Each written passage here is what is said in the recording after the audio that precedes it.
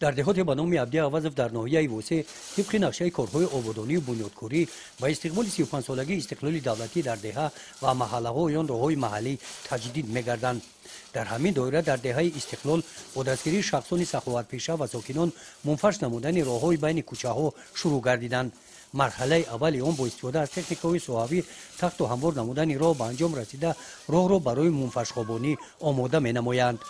با دستور اساسگذار صلح و وحدت ملی پیشوای ملت محترم امام رحمان خب کار سرمشق خود نموده و برای آبادانی دهه خب سنگ پوشکنی کوچه‌ها و چراغ‌کنی خب سیمچپای بتونی خب وصل کرده شده است.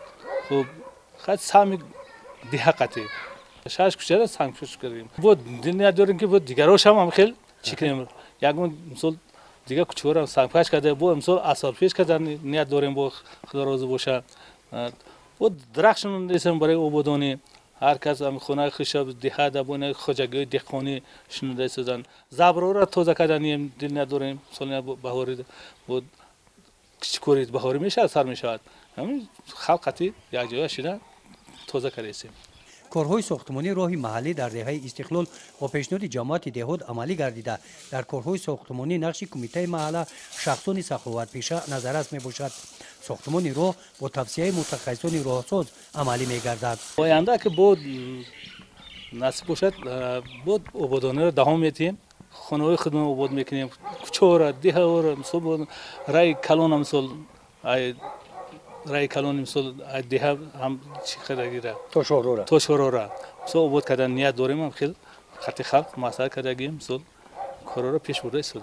دهه استقلال بین قطار تپه‌ها واقع بوده. در این موضع در 450 خواجگی اهالی زیاده از 2,000 می باشد. شغل اساسی ساکنان چاره‌داری و غله‌کاری است. در قطار کارهای آبادانی برای آمادگی به فصل بهار، پیشگیری خطرهای طبیعی و آغاز موسم کشت و کار، جویبار و زکش‌ها و سیلپرتوها با پیشنهاد کمیته محله طریق حشر از لایقه تازه کرده شده ایستادند. همین گونه کارها در همه دیگر دهات‌های ناحیه ووسه ادامه دارند. گزارش خواجه نظریف خدای نظر ظهوروف از ناحیه ووسه برای برنامه اطلاعاتی نوید.